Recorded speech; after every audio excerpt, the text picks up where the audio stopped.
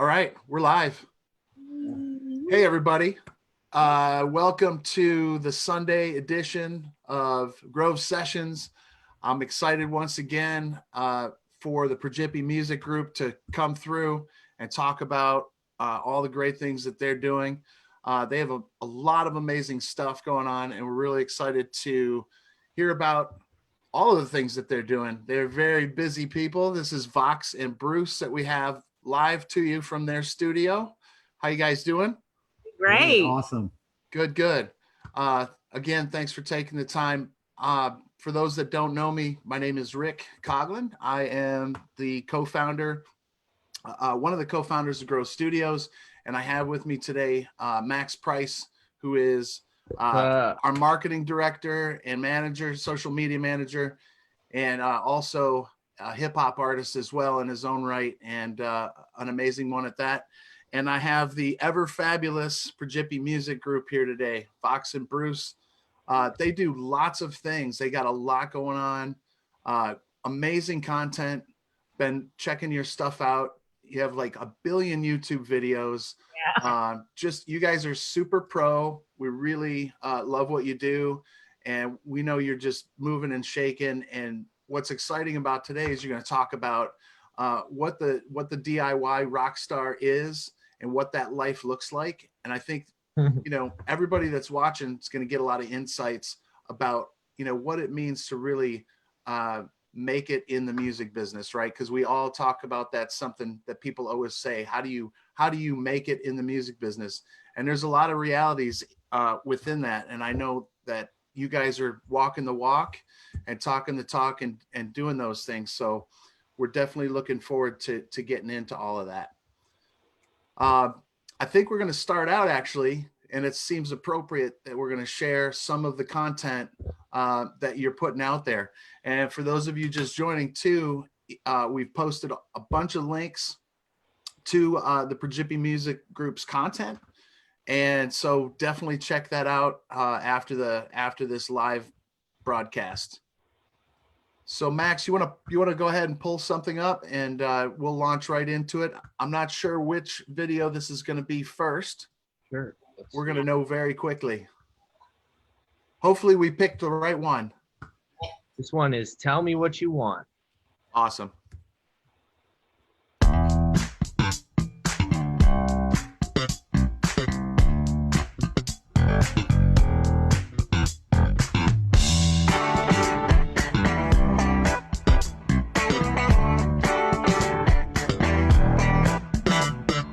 Tell me what you want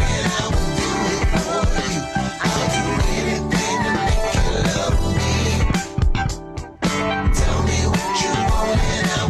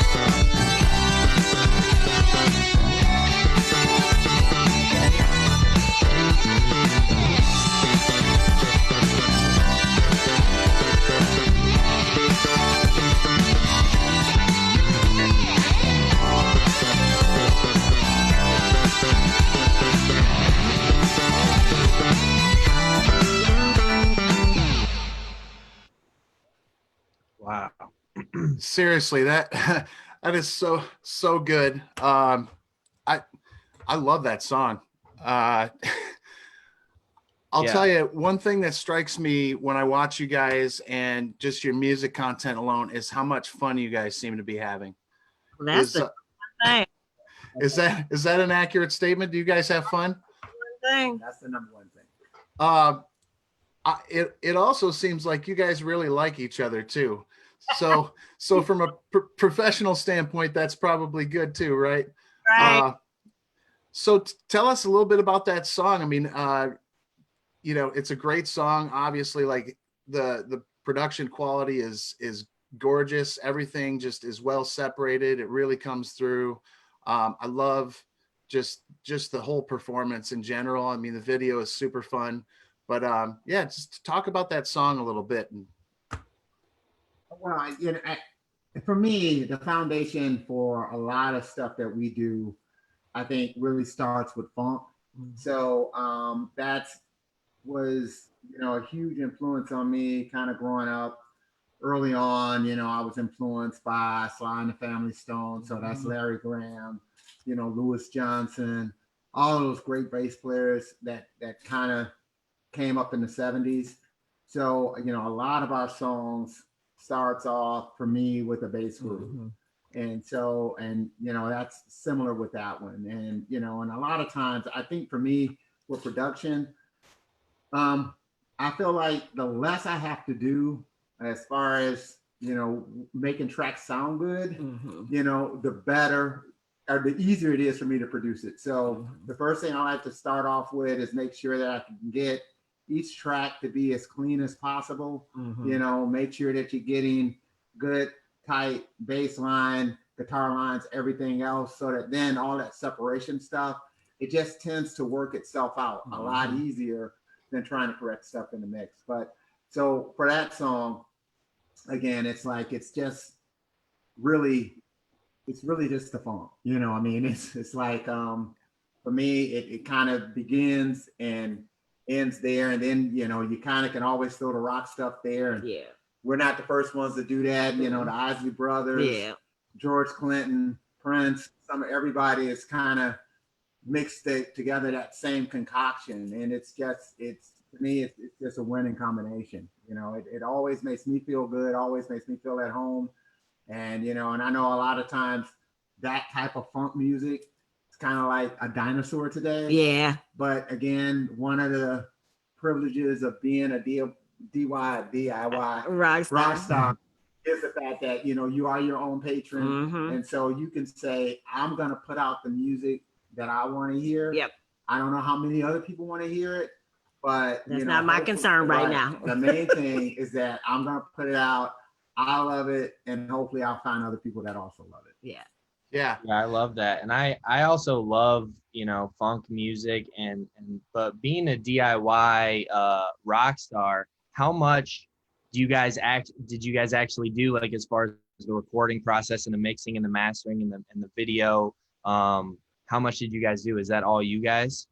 Yeah, that's I'm about to say 100%. Yeah, that's that. Yeah, that was our first performance video, so we're learning on the fly. Yeah, and you know, and that's the thing too. It's sort of like if you go through the catalog of songs that we put out, I would say one thing I'm not is a perfectionist. I probably err on trying to get content out as far as, you know, getting it out there in the public, and not necessarily on perfection, because sometimes if you wait for perfection, you'll never get to it. Yeah, we've done that before. Yeah, and you'll never get to where you need to be. So sometimes you just have to just take that chance and put something out there. And, you know, and then grow on the next project. It's called Done is the New Perfect. That is my I like that. Yeah. Well, you know, there's, you know, it's like the idea that you're doing something and you're being consistent. And that consistency, I think, is probably the most important thing, because of course you're going to learn and you're going to grow and you're going to get better each time you do it. Especially when it's, you know, venturing into, you know, video production and all those sorts of things. So I think that's really good advice. you know, we could all probably find a story in the music business of, you know, the album that took 10 years or whatever the case may be, right? Yeah. Yeah. And it's sort of like, you know, the longer you kind of wait on stuff, you can always find something that's wrong with it. Yeah. A reason to second guess it, you know. And so at some point in time, you just have to say, you know what, I'm just going to put it out. Mhm. And to the extent that, you know, I've made certain mistakes, I will learn Fix it from next those time. mistakes, Yep. and, you know, the next one will be even better. Better. Yep. So, Do you ever go back to some of your older content and pull it because you think, well, that's not really what I want to have out there anymore, or do you just kind of let it ride? I was about to say. I was just about to update that video. I just Oh, it's my first performance video, and I'm not happy with it. You see, I threw every effect that ever was known to me because I was just learning, and I've done it. I thought about doing it again, but the time just grew short, and I'm like, I'm not gonna put that pressure on myself. We're gonna see all the warts, and we'll just work our way through it. yeah, I think it looked great. You know, and I really appreciate the fact that you guys do everything yourselves and at such a high quality. You know, that's what I've been striving for in my own career for like the past 10 years, you know. But the mixing and mastering and the music and the recording quality, I'm like super impressed with. How long have you guys been doing that? forever. Right. Hey, when we met in 1986, we were he was recording before I met him, and we were both writing songs, so it started then. Yeah, Yeah. I mean, you know, it goes all the way back. We had like the old Tascam cassettes, 4-track Yep. cassettes, then moved up from that to the Tascam reel-to-reel TSR8. After that, we had the ADATs, Mhm. you know, on into, you know, finally switching over to DAWs. You know, not too long ago, I was using Cakewalk for the PC, and I say about 2013, I switched over to Logic. So Mhm. that song was done in Logic Pro. So yeah, and then it's been a lot of trial and error. So Yeah. you know, you know, it's been a lot of the growth process, and for me, what I found out is that if I just cut good, clean tracks, that helps out so much with respect to the production. It's like, you know, if the bass line is a nice, clean bass line, guitar tracks are clean and they're locked in. A lot of times I don't even have to touch the EQ on that stuff. It's like, Yeah. it kind of mixes itself. All I have to do is just adjust where I want it at, and it'll tend to sit in the mix, you know. Whereas when I was younger, you know, kind of being lazy, doing tracks, knowing good darn well it wasn't sounding the way I wanted it to sound, then trying to fix it in the mix and all the rest of that kind of stuff. I've just learned over time, and really it's been trial and error. And just recut the track, you know. Yeah. Yeah, and I think and to that end too, right? It's also, I mean, probably even most importantly, it's the performance that you put forward too, right? And you know, I could definitely hear that. You know, in the music, you know, the performances are spot on, and I just really I've really been enjoying your stuff. So there's a technical side that you guys are obviously executing, and that's very cool. And that's something I wanted to ask about too. On your YouTube channel, you guys do some unboxings, and you kind of get techie a little bit about some of the gear that you're using.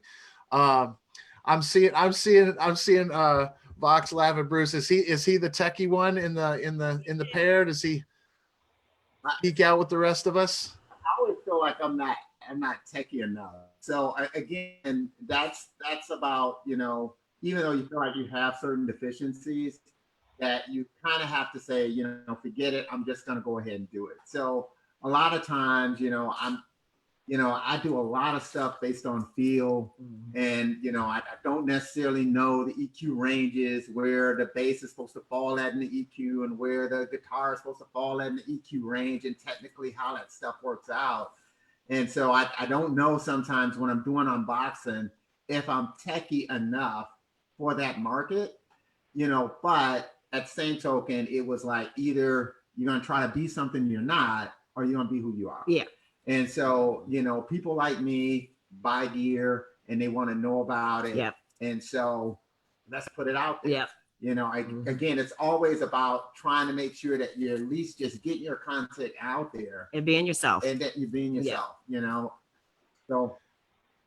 So yeah, I totally agree with you. I think it adds a nice component to like everything you guys do. I'm really curious because you mentioned was it 1986? I thought I heard you say. Yes. And that's kind of when you guys started out as kind of this powerhouse group.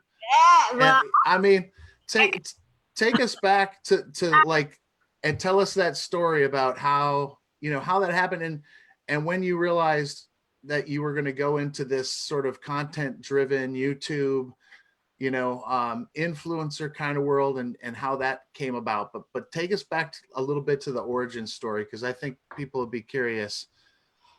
Well, like she was saying before, is I was recording at a friend of mine's studio, and I was looking to add some female vocals to the tracks that I was doing. And so I had added a female vocalist to one track, and then I had another track that I had coming up, and I wanted to get a different feel for it. And so a friend of mine brought, you know, Box over to my house. A friend of mine, he had actually great saxophone player around the city of Detroit by the name of Alan Day. yeah, shout out to Alan Day. Alan Woo Day, woo. that's the boy. You know, he brought her by, and you know, and we worked on the song together. We had a couple of telephone conversations. Yeah. His mom liked me, and he was weirded out by that, but That's the important part. Mom's got to like you, right? well, mom doesn't like anybody, so he was like, what is going on? So that was the unusual part. yeah. But yeah, so once we kind of, you know, started working together, I started working on a couple of songs that she had written. And then after a while, we started kind of collaborating, you know, where, you know, she would write lyrics, I'd write, you know, music, we do music, lyrics, all the kind of stuff together. And it just kind of evolved over time. You know, we went through a period of time where we were doing like house and techno music, Boy. you know, during the 90s. Yeah. I think we've always kind of had a bit of that DIY spirit. A lot of it because of the fact you didn't get the record deal. Yeah, that's what I was about to say. Quit the music business. You know, and so a lot of it was never, you know, landing that record deal that wanted us for us. We landed some deals, right. But it's when we presented this rap thing and we got signed to this thing. Yeah. And then we did the house music thing and we released a couple of records, and that was great in the moment, but we couldn't follow it up because that wasn't our heart. Yeah. So yeah, we've had like opportunities, but they weren't the opportunities that let us be us. Right. So. Yeah. Because that's at the end of the day, that was always the tough part, is that if you're pretending to be something that you're not, it's very difficult, or at least it was very difficult for us to come up with product consistently. Yeah. And then, you know, I'd say somewhere in the mid 90s, we kind of just made a commitment that we're going to be ourselves. And I would say probably circa 1999 or so, yeah. We worked on an album that was just all bass. Yeah. You know, it was, you know, I used like my 78 Fender jazz bass. And we did this album, kind of a jazz album, and we released it on MP3.com. That's when that was a thing. Yeah, and we ended up getting an article in Bass Player, and that became the impetus for us starting to look at, you know, maybe there's a way to use the internet to further what we needed to do. But, you know, it kind of took us almost 20 years to get to the point where we are now, where we've taken more of a holistic approach to what we do. I was about to say 4 years ago, our kids were talking about YouTube and how they want to be YouTubers. And we were like, that makes no sense. That's not a career. And I know for me, my mom passed suddenly. And after that, I'm like, when are you going to live your dreams? When are you going to do what you want to do? Right. You know, we've been sitting all these years, you know, going to 10, 30 people, you know, hey, can you sign us? And after a while, it's like, you know what? YouTube is there. It's free. You just need to sign up for an account. So do that. You know, and that's kind of how we're like, okay, well, if you do YouTube, you might as well do a podcast. Podcast is nothing but the video stripped out. And then blog, I was always writing anyway. We had a zine before. So So yeah, we just kind of combined everything. And then with the music licensing, and we've always been releasing music. So so now we're just a little bit more, I guess we get it out a lot quicker. We get it to more people, you know. So yeah. What are some of the, you know, when you first started taking it more online and, you know, really using the internet and YouTube, what are some early lessons that you learned? Because I think this is really relevant right now, because we know there's a lot of people that have been, you know, doing the live thing, playing shows, getting out there, touring. Obviously that's not an option right now. And I think a lot of people, you know, we're relying on that, but maybe not doing the content piece as much. And you guys have been at it for a while. What are some pointers? What are some things that you learned, whether they be technical or just in terms of, you know, just general attitude and you know, finding your followers, getting people to notice what you guys are putting out? I know there's a lot packed in that question, but what are some lessons? For me, I realize people don't buy your music, they buy who you are. And I think that's where I was dying to get in the video, and we were trying to get, you know, people to shoot videos for us and all that. And after a while, it's like, okay, just sit in front of the, you know, the camera and figure this out. They buy you, and then they buy your music. We have more people interested in our music now than we ever have. We used to, you know, send out a CD or whatever. And now it's like, they want to hear our music because they like who we are. Yeah. They're tuning in every week for whatever, you know. So you really hit on that. Is that, and then that's something I think I missed a lot when I was younger, is that music is part of a cultural experience that, you know, it's kind of part of our whole cultural fabric. So to kind of think about your music in a vacuum, you can't do that.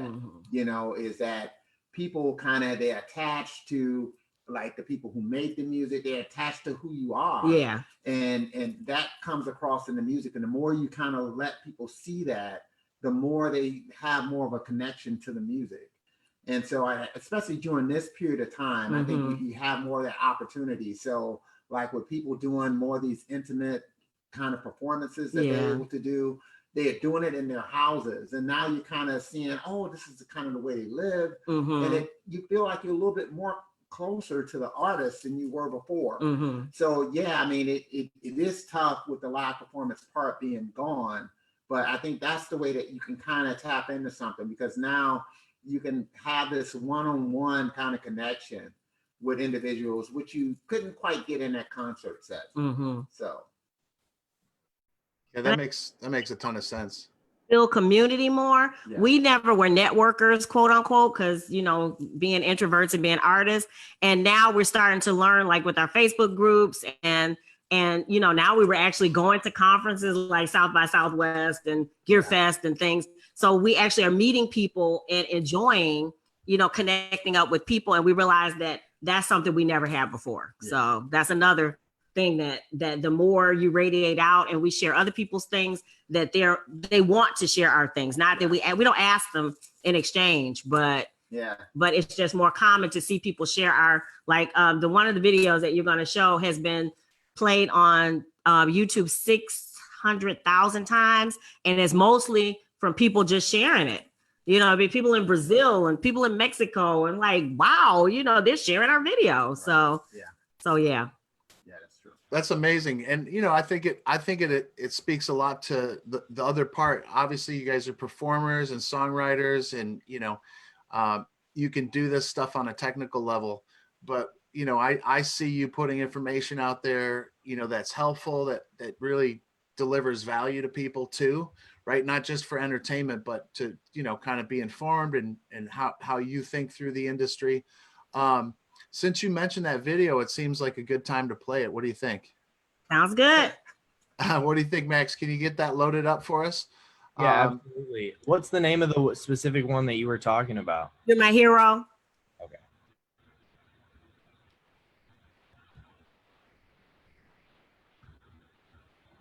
Here we go.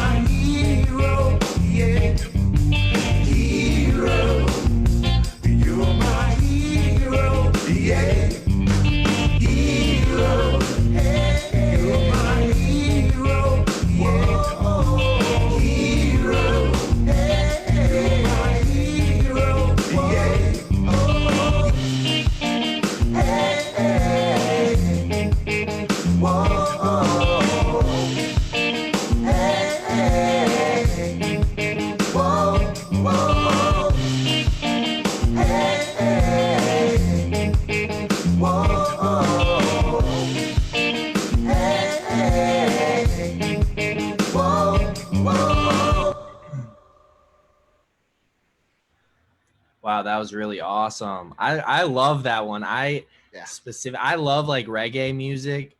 And like, I mean, I just really, when that hook drops in and that reggae guitar comes in, you know, I was really feeling that. I love that. Yeah, absolutely. I know, you know, the first song that we played had a real clear, you know, funk vibe, obviously. The bass playing is tremendous. I mean, all the instruments, the vocals, everything's super tight. That song definitely has a different flavor, more of a pop kind of vibe, and I think that's one of the things I like about your music is that, you know, you do have this funky basis to it. And Max, you know, mentioned some kind of reggae feel to the guitar. I'm a guitar player myself, so I right away I'm noticing the guitar. That riff on that track is really great. It's so catchy. It's funky, but it's pop. It's almost kind of like Andy Summers, kind of like the Police kind of guitar thing going on there. That's what stuck out to me. But it's a nice well put together song all the way around. Super catchy. Well, Yeah. you just had another influence. Yeah. A huge influence, Oh boy. the Police. Did I get it? Did I get it right? Oh my goodness! Yeah. Wow, that's amazing. Yeah. So you know, yeah, that's kind of like an ode to Sting and the Yeah. Police. So. No way. Very cool. Look at that. So that, yeah, and you know, it's interesting because the I think you guys mentioned earlier sort of this idea that, you know, you're gonna be yourself and not try to, you know, fit yourself in any of these possible boxes. And, you know, you notice that sometimes what was cool then, you know, it comes back around, that that 80s and 90s flavor right now. And I know this just from being around plenty of young people, much younger than myself, and even my own kids, right? They're into the 90s. They're into that, you know, early 90s, even 80s, that sound. So I like the idea of just driving forward with what you're, with being yourself, right? And just pushing yourself into those styles of music because you've been influenced by them. So I love that. Do you guys did that tribute kind of come, did the idea come out first, or did sort of the music come out first and then you thought, oh, this feels like that era? Or was it more intentional than that? Yeah, you know, actually, it was probably more haphazard than that. Right. The tuning fork method. If it feels good, keep going in that direction. Yeah, right. Kind of have, and, you know, and it's, I think right now it's like Sting and the Police are just kind of part of my musical DNA, and so, you know, songs are just gonna end up going that way just simply because it's such a huge influence on, you know, who I am. You know, not only is it Sting, but it's also Bob Marley. So it's that part of it too. So it, you know, that reggae kind of world feel is always lurking. Yeah.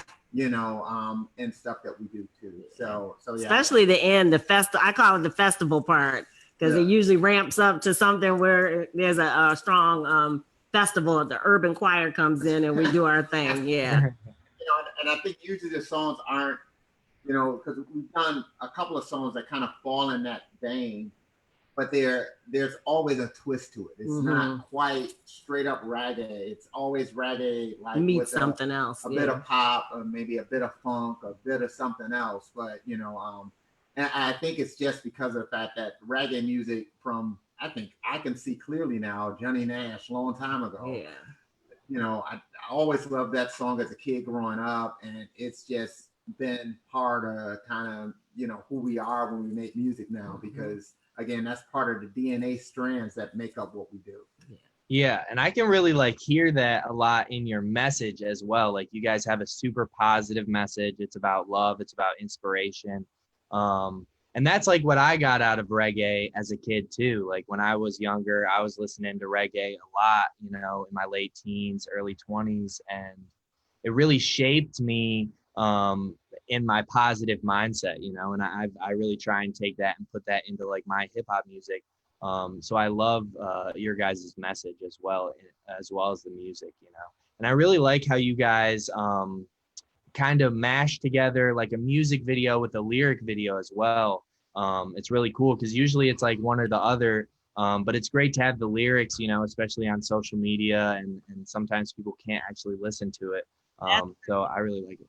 Is that they're all gonna be lyric videos, which is one reason why I was gonna go back for Tell Me What You Want. But you know what? I'm gonna leave it alone. Again, done is perfect. Let's move on. And I'll do it for the next one. But yeah, but always have the lyrics because the message is important. We spent time on the lyrics and we realized that they were being wasted if you can't hear them. Right. So that's why, yeah. Yeah. So Fox is very much a lyric critic. So, you know, if I'm writing lyrics, I have to be very, very careful that, you know, I'm actually trying to think about them, you know, because if I'm doing a line that's too cheap, you know, you'll definitely let me hear about it. So. Yeah. That's good. That's awesome to have that like other person to bounce ideas off of. Like a lot of the times when you're producing, because you can get so lost in what you're doing and go down the rabbit hole, you know what I mean, and think it sounds good at 3 a.m. and wake up the next day like what's going on, you know. But yeah, having that other person to produce with is awesome. Yeah, definitely. So yeah. Well, go ahead, Max. Sorry. Well, I was just gonna say we have one more music video that we can watch. We could throw that one on. Okay. That was from the new album that we're finishing up now, that hopefully we can release in June by Record Store Day. Mm-hmm. That's the goal. Yeah. Cool. Is this like a single off of that album? I guess so. I guess you can call it that. Yeah. We're kind of weird about singles because almost every song on every album feels like a single since we don't have a focus group or anybody. Right. Is the one, but yeah, this is, you know, this was probably a little bit more, I guess, politically driven. Yeah. Than the other two have been. Yeah. So, you know, it's, you know, kind of like you know, going to college, things like that. You take philosophy classes, and one of the things that you kind of learn is you got to just question everything. Yeah. You know, so the thing that's always hard for you to question is your worldview. Yeah. You know, because that is the thing that gives you that sense of stability. And, you know, once you start questioning it, there's always a possibility you can end up blowing it up. Yeah. And, you know, which is always scary to everybody. But, you know, every now and then you really have to stop and just question, you know, what it is that, you know, that you believe, you know, and, you know, I'm constantly challenging myself. He's always done that. Yeah. So, yeah, that's from South by Southwest last year, which was our first year. So yeah, that's awesome. I really love your guys' mindset and your guys' message. Did you guys have the same mindset and message ever since the beginning from starting your music, or did this come from like what you've learned over the years?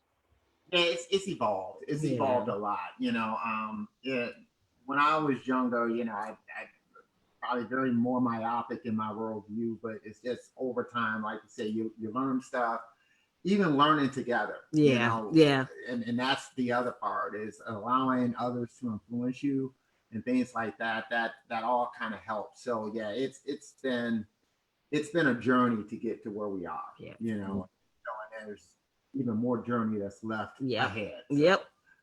Yeah. We're excited for that, for the journey. We're lucky that we get to watch you guys and you know, be along for that journey for sure. Can you just talk a little bit more about this before we play this video? Talk a little bit more about the project. You know, how many songs you're gonna, you know, be throwing out there, and you know, maybe what it's called, and more importantly, where are the best places for people to get to the music as you guys are releasing it? So this album is kind of a little bit different than what we normally do. So we released the record back in 2016. Mm-hmm. That's where You're My Hero and Tell Me What You Want came from. And usually our records kind of stylistically hit all over the place, different spots, you know. And for this record, we just decided that we're gonna do more something that's kind of like a funk R&B record that we would just like to hear. Right. And that's basically what this record is going to be. It'll be about 14 tracks. You know, the name of it right now, what? Sugar Fit. That's the name of it.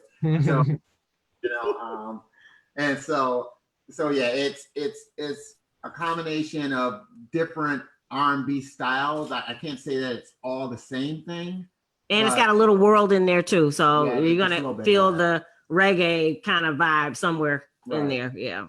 It's got a little bit of that, but you know, I think it's probably a more focused project than what we've done in the past. Because usually we're, you know, you're going to have some R&B on there, you're going to have some rock, you're going to have some songs on there that I just can't even classify. Right.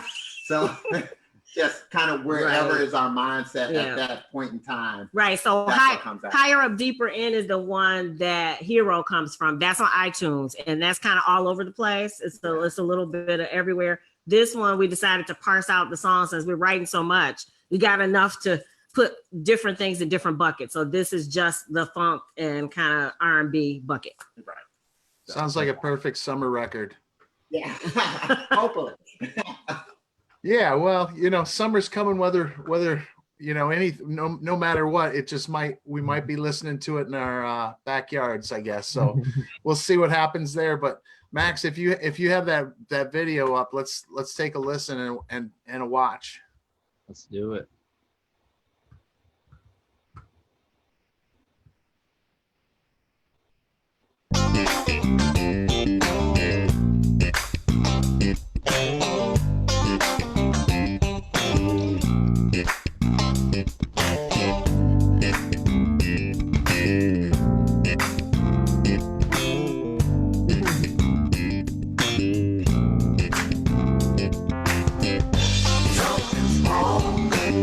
About the way you style your hair. Something's wrong about the way you just don't care. Something's wrong with the shit coming out your mouth. Something's wrong with those statues down south. Yeah, yeah, yeah, yeah, yeah.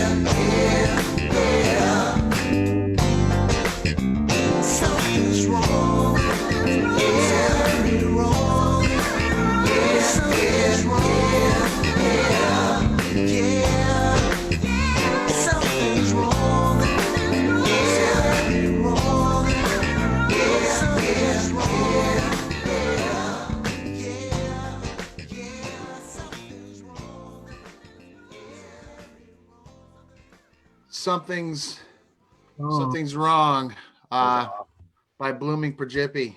What a great track.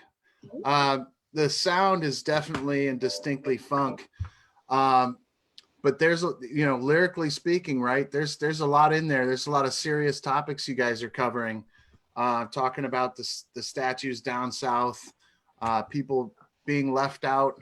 I mean, there's a lot to unpack there, but I think a lot of times, there's a lot of artists out there that are probably afraid to touch those topics, and maybe even afraid to swear in their music, and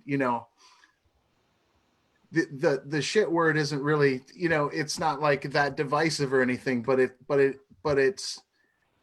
makes a statement. Did you guys have to think that through, covering these more weighty topics in your music? Is that the first time you've kind of ventured into that realm, or is this something you've really done before, covering topics like that? Yeah. Yeah, this is something that we've done before, as far as kind of covering topics like that. A lot of times I like to try to structure it in a way where, regardless of who you're voting for, that, why am I doing this? And why, if I have been voting this way forever and things aren't changing for me, why am I still voting the same way? Right. I mean, and so it's again, it's just one of those type of things. Just, to me, that's what music is meant to do, is to, kind of challenge you, make you kind of rethink certain things that, you may have just taken for granted in what you do, and to me, as far as like our society, being a quote unquote free society, if we're not challenging ourselves, how can we ever think to challenge government? And I don't care where you fall, on the political landscape. I mean, you got to question all that stuff. You got to question the talking heads, whether they're on the left or the right. You got to question that stuff. Because people make money off of manipulating you. And greed can drive that manipulation, and you can become a prisoner and not even know it. And that's the thing that song is really about, is questioning those things that make you become a prisoner in your mind. So. And it's not the first time, no. No. No. And I guess the curse thing is kind of one of those things that is so prevalent now that we backed up from it for years, because it's like every other word out of some of these people's mouths are curse words, and after a while they lose their effect. But when we feel they're appropriate, sometimes it's just the stab you need. So I felt like it added a good punch there. I was like, ooh, like it was that funk in there. I liked it for sure. And I really like that, like, question everything, because you really have to, like, it really is true that, the government and people in the government, regardless of what side you're on, make money based on what they say and who's backing them and stuff like that. So you really gotta, and I think a lot of people we're just so stuck in our own perception of, like, this is what my life is like and this is what I'm going through, that we forget to take a step back and realize, like, this life is a crazy place, and, like, we're just humans on earth, you know what I mean? And so there's not always answers for everything, so you gotta kind of question where your perceptions are coming from. It may change. I guess over the years, there's some things that we originally thought that, we've changed. To me, there's almost no black and white. There's always these shadings of gray. So yeah. Like it is, it's a lot of shadings of gray, and and sometimes if you just kind of take things black and white, to me, you kind of set yourself up to be a punk. I'm not saying that it doesn't happen regardless, but if it is happening to me, at least I want to know about it. So. And more importantly, it's you are questioning it, and you're using your music as a vehicle to do that. I think that's really powerful, that artists like you are willing to step out, because it can cause some divisiveness, but I think you still remain with this positive message of moving forward and you know, in doing that, we're questioning the things that that we see happening, right? And you know, right now is especially that kind of time. I think people are questioning things even more. So it feels all very relevant, and your music feels very relevant despite its classic flavors and influences that we could talk about going back to the 80s. It still feels really fresh, and I love the sound of it, and I love the message, and I don't mind some politics in my music. I think they're important politics. Thank you. Yeah. Yeah. And I think questioning everything, like not only as far as your perception and politics, like that goes with music too, and music marketing. Like if you're not questioning, like if the way that, because there's so many different ways to do it, you know, there's no right way. There's probably a lot of wrong ways, but if you're not questioning as you're going, is this doing the best that it could do for me? Is this really beneficial? You know, then you're not going to really get the most out of your marketing, because like marketing online nowadays, there's so many different channels, so many different social media platforms, and you got to constantly be questioning yourself and your tactics because they're constantly changing, you know. But as far as marketing, like you guys said, you know, 600,000 views on that video, that's awesome. What are some, you know, tips that you could give? Because marketing is is very tough for a lot of artists. They don't really know what they're doing. So what are some tips that have helped you get that video in front of so many people? Well, early on, we did the Facebook ads, the boost thing, and it was it likes our page. And that was a good way to go. But eventually the algorithm changed and that wasn't working so much. But just sharing it as often, like every week, if you go through any of our pages, you will see, along with other content, our content is being shared. And I had mentioned to Eric when we met at Grove that we were on about 8 different social media platforms. It's really like more like 12, but 8 are our main ones. But I would just say constantly share every week. There is a blog post at least every 2 weeks. We're doing a song challenge. We have 2 Facebook groups. We have 3 business pages. We're everywhere. Pinterest. I mean, just get out there. Again, there's really no wrong because you're trying to find people. We found some obscure little social media platforms, and I don't know if you guys have heard of Imgur. It's Indian, like Google and BitChute and some of these Mix and all these other places. We don't know where our audience is until they start, I guess, communicating back with us. So some of the places that we've tried, we're getting more views than we do on YouTube. So with our videos. So again, you don't know, but if you get out there and keep things coming out, you're going to catch somebody. Yeah. It's interesting you mentioned the, you know, kind of the global view and how people are getting into your content that way. Are you seeing more of that as you go along in terms of your reach into other countries? Yeah, we're doing the song challenge, and I just started putting them up on Pinterest. We're on 50 something weeks of it, over a year of it. But these people in South Africa have started sharing him playing, you know, he plays the bass or the guitar like once a week on Sundays. I post just a little snippet of a song, and there are people who are going through and pinning like multiple posts. And I'm like, this is new. And it's been like for the past 2 or 3 weeks. And I'm like, what is going on here? We didn't know. And these are original, you know, the snippets, like the something wrong, you know, maybe it's just the bass line or whatever when he first of it. And I put it out there, but every week there's a new one. Right. And I've been putting them up everywhere. And all of a sudden I didn't put it on Pinterest because I'm like, it's not a real post. But then I started putting it out there. People are pinning it. So who knew? You know, so just try things. I guess the advice for me is try things. We didn't know anything. And we had 0 followers. And now we have over 21,000 amongst the different social media platforms. So you got to just try, and you got to constantly do it. Yeah. You can't give up.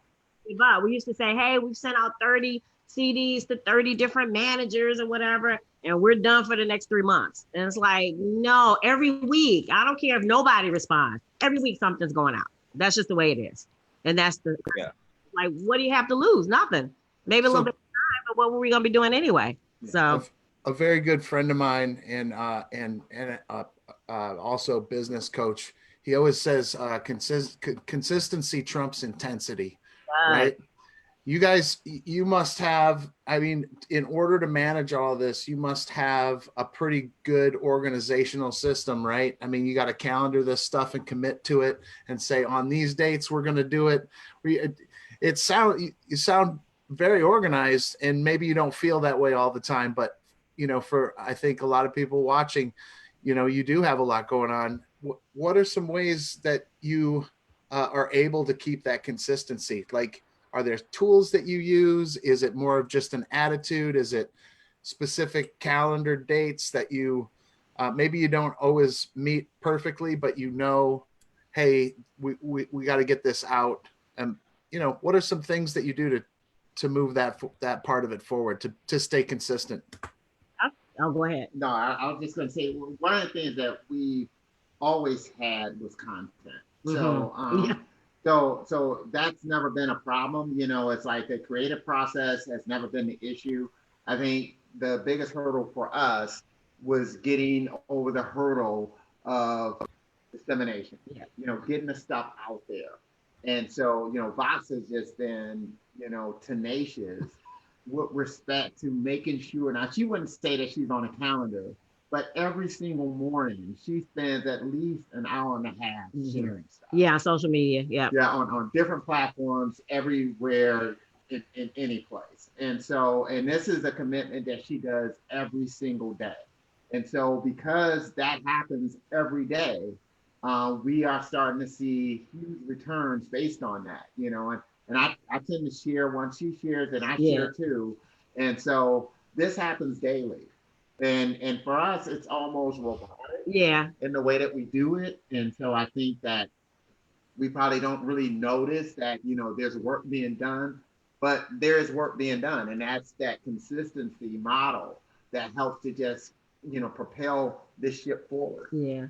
And he's always got a guitar or a bass or something in his hand. So getting the song clips is easy. I just take the song clips, and then Saturday we relax. And then Sunday we film an episode. I share the song challenge. We do whatever content that we're going to record and get out for the week. Right. Yeah. And then all week long, I'm sharing it. So. Yeah, that's awesome, because it's so important. Like, consistency is so important with social media, and also just being on those like other social media platforms where not everyone maybe has heard of yet. But the thing is there's so much more reach in those other platforms. If you can, get to a good position, it might be easier for you to get that music out there than Facebook or Instagram, where it's just so flooded with content. I always assumed with the podcast, I guess I learned from the bloggers too and the podcasters. I always assumed that everybody had an iPhone and that was the worldwide standard. And come to find out that it's not. That, most Americans it's the standard, but across the world it's Android. So starting to get things beyond just the Apple, I guess the things that you're familiar with, like you said, Facebook, Instagram, all the basics, when there are so many more things, and I'm still discovering things. Right. And so we're trying to have a platform kind of everywhere, but we don't tend to each platform evenly. Right. So that I can't do it all. And when we first started, people were saying, "Oh, pick one." But I'm like, we have a different set of people that are on Twitter than we do on Instagram. We have this other platform, BitChute. We have a lot of right-wing people, but they like our videos. So we have more plays on some of the videos there than we do on YouTube or on Facebook. So again, just reaching out, trying to figure out where it is and just get it out there. Yeah, that's awesome. Consistency. I love it. And you guys definitely are consistent. Like I said, even when, things started happening with our current situation, I noticed that you put up a video that was really timely for that. It's on YouTube, kind of addressing where we're at right now. And that's important, right? Like you're delivering this industry kind of value to people. And you're showing people, from afar how they can do it too, with some time, energy, and clearly you guys have made an investment in your business and doing the things that you're doing, right? Between the gear that you use, you guys also always look fantastic. You guys look like rock stars. And it just really shows that the attention that you pay to those details. And I think a lot of folks can learn from that. Thanks. Definitely. Thank you. So the intentional part of what you do is really clear, right? Are there any other pieces of advice you would be interested in giving to people who want to do more of what you're doing? Even if they're just starting out, like when you first started out doing this content delivery stuff, what was the first platform you did, and how did that go? Were there any missteps? Were there any, challenges that you met along the way, and how did you overcome those? There are always missteps. Started with Facebook because we had personal profiles, but we knew that what we were doing, we're not just trying to bombard friends and family with what we do. We're trying to find people who are like-minded. And so we started probably with Facebook, because we still don't understand Instagram and Twitter that well. And so maybe our numbers reflect that. But Facebook was the number one. And so that was the easiest. But what was the other part of the question? And there's always, I guess you learn again, the Facebook ads were working. And when they were working, we were using them. But then once they stopped working, it's like, well, why am I giving you my money and I'm not seeing any return on it? Yeah. So I could tell when algorithms, that's what happened. What just happened with YouTube. We just hit 5,000 subscribers and it's like we're stuck. Like we got to 5,000, like 20, and it keeps ebbing and flowing. It hasn't gone below 5,000, but just the algorithm is changing and you just, so I don't spend all my time. I don't spend too much time worrying about that, which drove me crazy. I have a post about that. It used to drive me nuts when we would get stuck, but now I said, that means it's time to go put time into something else and try to find some new ways to distribute things. So yeah. Don't be selfish. That's another one. Don't just harp on you all the time. You have to go and listen to other people. You shouldn't be afraid to share other people's music. You shouldn't, any of that kind of stuff. Well, that's it's like, a lot of times, we kind of look at this thing as being a competition. And it's not. It's community. I almost look at it as, if you're making music that you know who you are, your music becomes like your fingerprint. And it's just like, nobody else is going to have the same fingerprint as you. There's no reason to be jealous of somebody else or whatever else. People have room in their music collection to have more than just one artist. Yeah. They're going to have tons of artists. I have tons of artists in my music collection, and other people do too. Yeah. And artists are fans of other artists. Yeah. Let that part of you shine through too. So I think that's a big part too. That don't make your page just always all about you all the time. People don't want to hear about you. Right. No. Share other stuff. I was about to say it should be probably about 70-30. So you guys know we have the Be the Next DIY Rockstar, and that's a Facebook group that is for independent artists who are looking to learn some things or to share some of what they do. So that's available, and we definitely share other people's stuff than our own. And then Funky Happy People, we don't share any of our music. We're just sharing music that people love. So, and it, it can be Devo, it can be Prince, it can be whatever. And we just share music for people who like a variety of musical genres. So that has nothing to do with us, but it all reflects back on us. So I guess I look at it like that. It's fun to do. And then, of course, people are more interested in what we do because we're running the groups. So yeah. You have to build community. And the way you build community is that you have to be giving of yourself. Yeah. And that means that, you have to actually listen to other people's stuff, not just kind of, okay, I'm going to wait until it's over and just say something. No, yeah. You have to sincerely be willing to give that of yourself, and that will come back. Yeah. And so a lot of times with musicians, sometimes we get that way. We kind of just think about our stuff. And I know that because I've been there before. Yeah. So I've been there. And then when we started, I had to learn from the bloggers that it's community, that we all help each other. And then I tried to take that model back to music, because music wasn't so much like that for me. I always felt like it's me and nobody else. Whereas with bloggers, it's like, what can I do? What do you need? Here's a resource. I'm like, oh, we should be doing that. Yeah.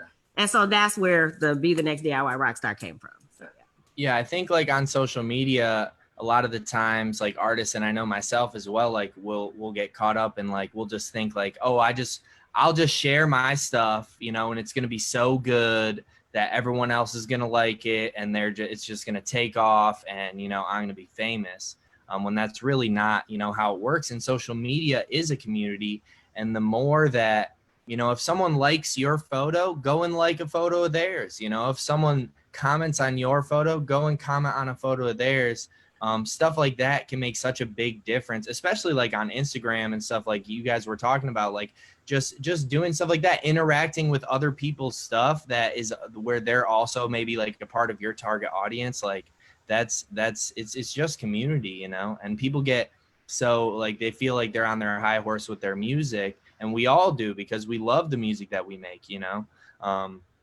But you just have to like, yeah, share other people's stuff, and that can really help start that community and then grow to be something bigger later. You know, I like that a lot. I think we have a choice. Again, the 21st century musician, if you're going to do it without sitting around and waiting for these one or two people to come and knight you, then you're going to need to go out and develop some skills that you didn't think you had. So That's true. like video making. I would love a videographer to come to us and have some ideas so that I wouldn't have to do this. But in the meantime, I'm not going to sit too long and wait. We've been waiting. I think that's a great point. And in that same vein, I like you guys to talk a little bit about the DIY rockstar piece, and also I've heard you guys say that one more. Talk a little bit about the DIY rockstar angle, and more importantly, I've heard you guys say quit the music business. Yes. And those things are related, obviously, and I think we all want to know exactly what that means to you, and how does that play out in what you guys are doing, because you must be generating some multiple streams of revenue. There's other things that are going on there, so help us understand that process and what that means. Well, we have been waiting for 30 years again for someone to come along and discover us, and I guess pluck us out of, you know, the 9-to-5 jobs and do all that and pay for everything. But again, they want you to be who they want you to be. So in order for us to, I guess, live our own passion of making the music that we want to make, because we're going to make it anyway. We've been making it, that we had to start getting out and doing some things. And so we had to quit the music. We had to quit following what we thought was the quote unquote successful route, which was a record deal. Yeah. And we actually had friends who had record deals, and that didn't work for them. And so after a while, it's like, well, we got to figure out something. We're not getting any younger. So if we want to live our dreams, then we have to figure out what those dreams are. And we realized they weren't tied to a deal. The deal is just going to get your music to people. It's going to help you put together a product. It's going to help you look fabulous because they're going to bring the stylist in. They're going to bring the photographer in. Well, we can do that. Yeah. So yeah. The more we start saying, well, what can we do? We started small. What can we do? Let's start small, and then let's build our way up, you know? Yeah, and then I think our perception of what we think the music business is skewed, you know? So yeah. Like you see the top artists, you see the Beyoncés, you see those artists that are the ones that are making the great money, but the ones that you're not seeing are the ones that, you know, get the record deal, end up, you know, recording a record, and then absolutely nothing happens with the records. But and then there's some of the other ones that you hear about, like the TLCs of the world, the Tony Braxtons of the world, these artists who you think were making like tons and tons of money, and you find out they were making anything, and then they end up going bankrupt. And or you hear about, you know, whether it was from Prince or from Taylor Swift, you know, these artists saying, hey, I don't own my masters. I can't do what I want to do with my music. And so each one of these things are things that you can avoid if you own all your stuff when you start out. So, you know, if you decide that my music is worth everything that you say it is, then it should be something that's worth you investing in. And so the whole thing about being the DIY rock star is making sure you get to represent to the public who you are and what you want to represent and be true to yourself. And then you own everything. You know, you own your master recordings, you own your videos, you own all the rest of this type of stuff. And to the extent that, you know, someone wants to license that stuff, that's something that you can decide now, how much do I want to make off of this? You know, how much do I want to sell this license for? That's on you to do.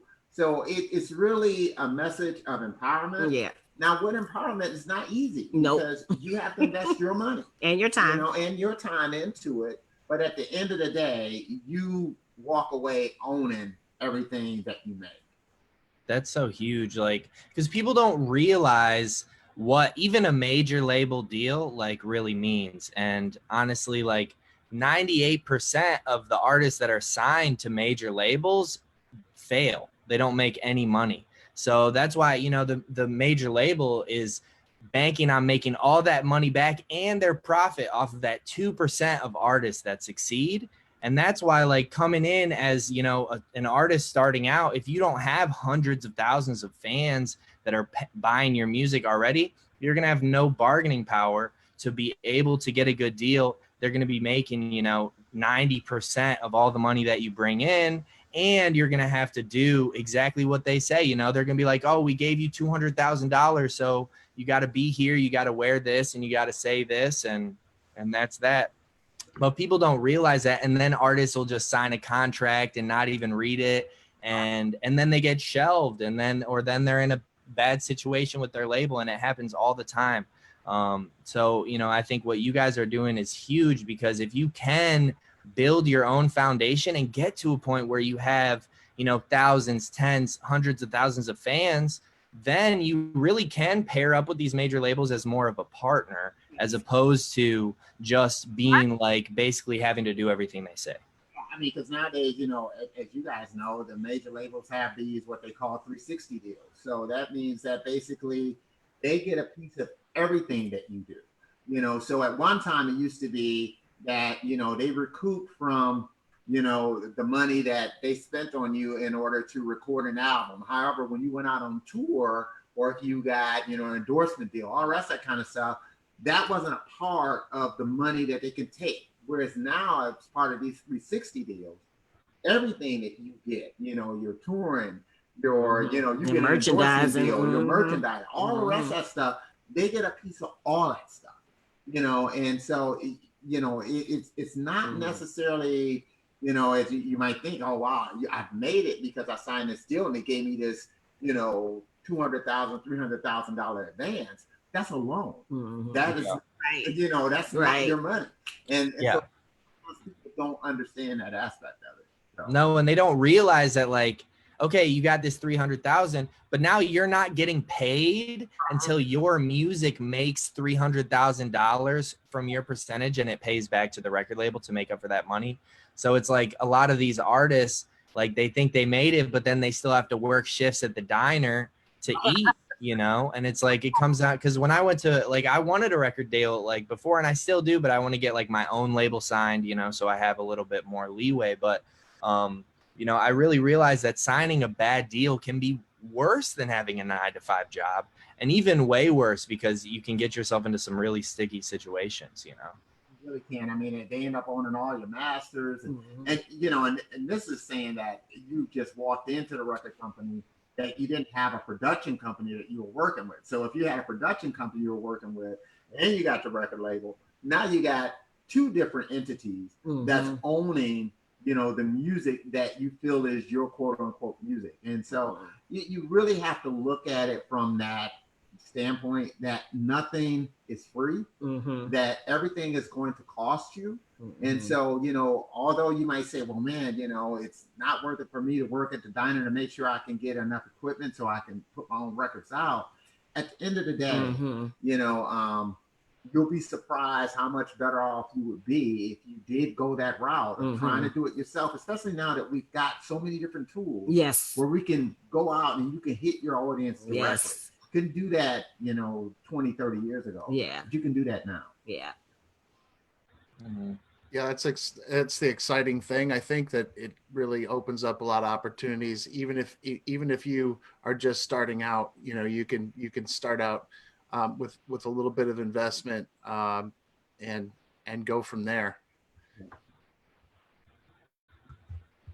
Yeah. So I think we only have probably just a couple more minutes. Is that it sound about right there, Max? Do we have another video on cue, or do we got?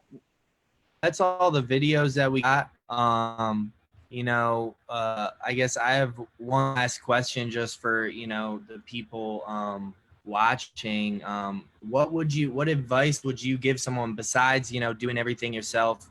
What advice would you give someone just getting into the music industry, or like, is there anything that you would do differently? If you could go back to when you guys started. To my first. Yeah. Okay. What I would. Oh, it says your internet connection. Okay. What I would do would have been started earlier. Again, if we had done this years ago, we probably would have been a lot further along. But when I was shooing the kids off saying that you can't be an internet sensation, I should have been learning what I could have learned then. So just start sooner. Yeah. The thing I would say is just believe in yourself. Yeah. Is that, regardless of what other people say to you, whatever they tell you, that, you got to believe in what you're doing, and that you just need to stick with that. Believe in what you're doing, believe in the music that you're putting out or the music that you're coming up with, and don't shy away from that. So many times I think I've taken wrong turns trying to follow what markets were doing, trying to figure out a way to make a hip record, trying to, and that is a waste of time. Yeah. It's the best thing I told myself was make you the best you can be, make your music the best music that you can make, and that's unique to yourself. And I think after that, you will find a market for what you do. Yeah. I love that. I think that's great and you can really see that like in your guys' music, like that you guys have put the time in, you know what I mean? This didn't just happen. You guys didn't just start last year and then, now all of a sudden you have these amazing songs and amazing videos. You guys have really put the time in and built yourselves up to be these powerhouse musicians, so I really commend you guys and thank you guys so much for being on and providing us with your insight, not only with the music, but with the business side as well. You guys have had a lot of great things to say. Well, thank you guys for Thank having us. you. So we do appreciate you taking the time and putting us on like this. Absolutely, we're happy to have you, and it's great. It's such a good opportunity to learn from you guys, and for those watching and those who will share the video out to their networks. I think you guys covered a lot of ground, and there's some really great stuff in here, some great tips, and people can learn a lot just by going to your YouTube channel or any of the other channels that you're on and just seeing what you're doing. I think that's huge. So I would highly recommend those watching now and those that are going to be watching later to check out Vox and Bruce, Prejippie Music Group, Blooming Prejippie. And that's actually my final question. Okay. So, maybe I was going to ask, but talk to us a little bit about the word Prejippie, because I know it's a word that we can't look up in a dictionary. I think you came up with it. Yeah, but if Google it, boy, you're gonna get some stuff. But go ahead. What does that mean? And then just at the end, I want to just hear where's the best places to catch your content. And we talked about YouTube. Obviously, you're on Facebook, but talk about some other places like SoundCloud and that too. Yeah. So it's an amalgam. It's just like what we are. We're an amalgam of different styles and different things. So it's preps, jits.